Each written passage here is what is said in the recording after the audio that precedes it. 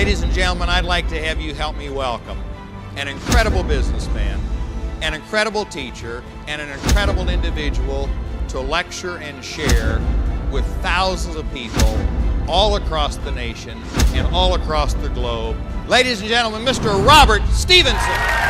When you look at it, you got to execute flawlessly in every aspect of what you do, or it doesn't happen.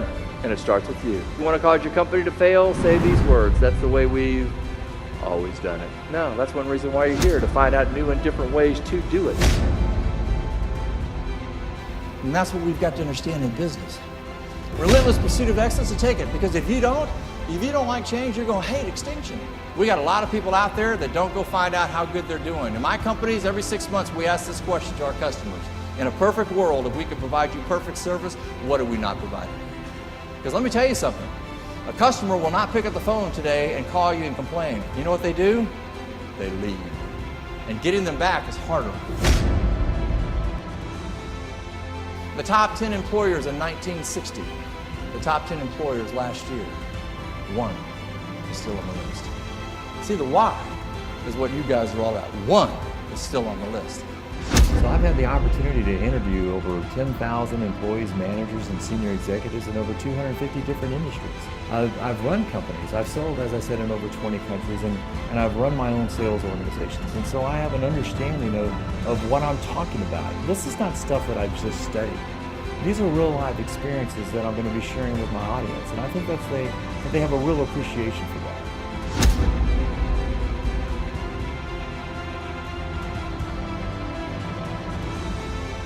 They take a look at it. Where can we be exploited? What markets can be easily invaded, and then they figure out how to shore it up. That's what we're trying to identify, how you can get better at what you do. That's why we're having a meeting like this, to raise the bar on you guys. This is why people bring me in. The average lifespan of a multinational corporation in the United States is 40 years. Just 40 years. Japan and Europe, 12.5. You got to be kidding me. Yeah, we got to raise the bar. If you do what you've always done, you'll be gone. And that's my concern. You've got to understand that future success is not inevitable because of past triumphs. Tell me what you're going to do for me tomorrow. One of my clients, I remember Joe Mullins at Anheuser-Busch, he says, Rob, change is not a way of life, it is life. I said, Joe, why did you share that with us? He said, we know what's going to happen. We've decided to do it faster than our competition. That's the attitude that we're looking for.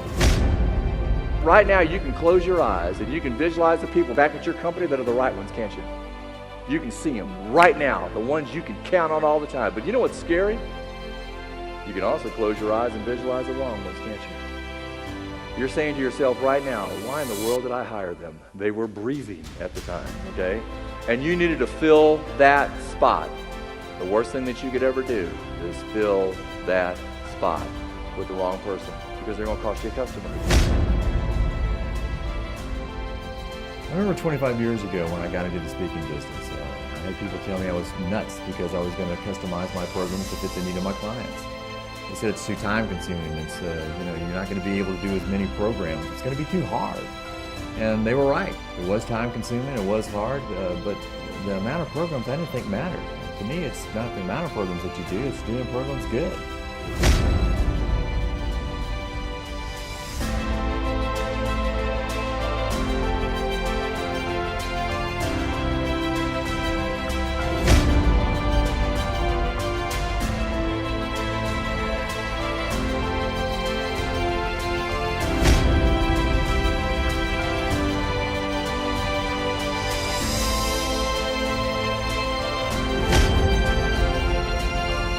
I was doing a program for FedEx Freight, and we were in Vegas, and there was about 2,500 executives in the room, and the senior vice president of marketing got up, and he said, if you see a freight truck driving down the highway that has any other name on it other than FedEx, that's my freight. Go get it. And that was the attitude that he had. The business is out there, ladies and gentlemen. We're just going to do what? Take them. I love his personality and his style. Very engaging with the audience and the stories that he tells, the experiences. So he's given me the motivation to just keep going back over and over again until you get the contract that you want and build those relationships.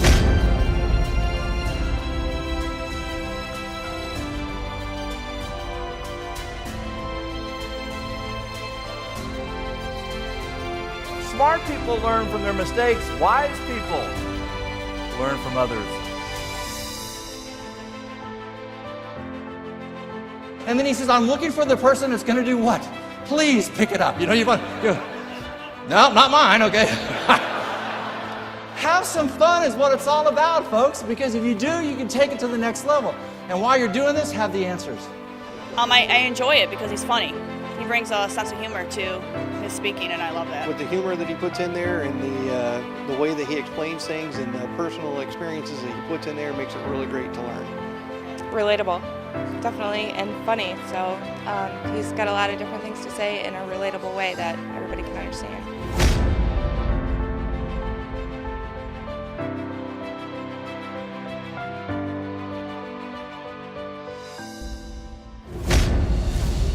Choices in America are everywhere, and you've got to have the product selection or they will be gone. You don't think so, folks? Starbucks. You can buy coffee 19,000 different ways, not counting the 5 different types of milk that you can put in there. Why? Because the customers demanded it. Choices. Tropicana. 10 years ago, they had 2 types of orange juice. Now they sell 24. Why? Customers demand it. Choices. Arby's opened in 1964 with 1 roast beef sandwich. Now they sell over 30. Most of them are not roast beef. Choices. Ted Turner took CNN to every major network in the United States. ABC, CBS, and NBC had a 92% market share. They threw him out. They said, get out of here, you stupid billboard salesman. Who wants to listen to news 24 hours a day? That is a stupid idea. He walked up on a silver platter and he only wanted to participate, and they kicked him out. He sold that stupid idea for $7 billion. I'll give you another rule about change. The idea that gets the most resistance, probably a pretty good idea. Now, everybody's got you right over your left or left over your right. Switch.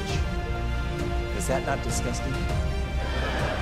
You're sitting there going, oh, that's just weird. And if you did it that way for 6 months, the other way would feel like it. See, that's one of the problems we have when we talking about change and the relentless pursuit. Sometimes it takes a while before any change will feel right. So when someone's talking to you in the meetings in the next few days about how you can do this better and that better, don't try and tell me what's wrong with that. Try and tell me what's right with that so you can get better and make more money.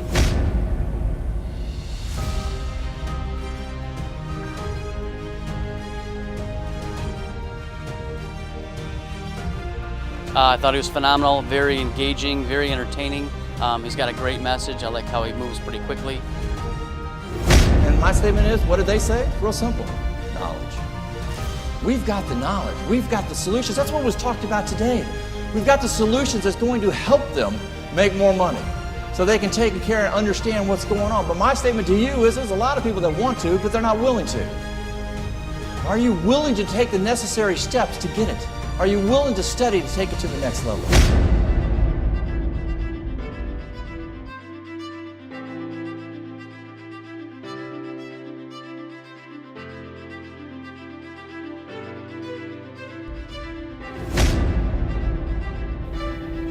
Anybody 25 years old? Let's see if I can do it. I gotta see somebody. Anybody?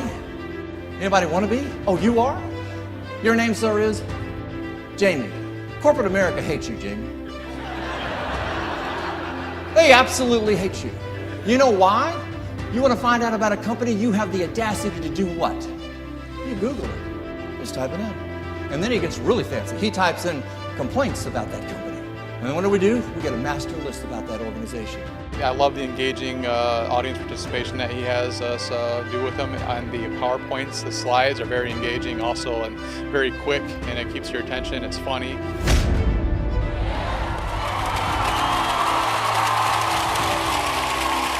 Five. Stand back up. Stand back up. Give them a round of applause.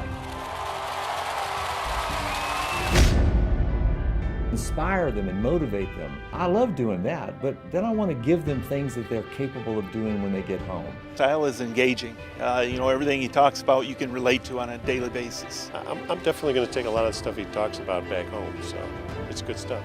It's the how-to that's most important. It's the content of telling them, here are the tangible things that you can do when you go back to your office that's going to make you successful. And by doing that, I feel you're going to have a valuable program that I can deliver. He's awesome.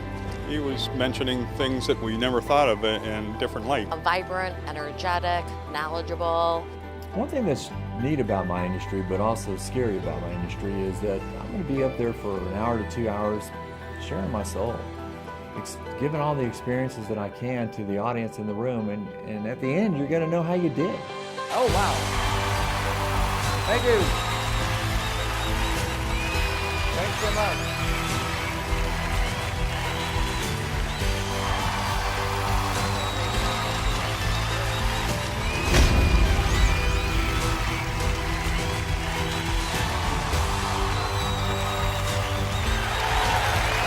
Thank you so much. It's been an honor.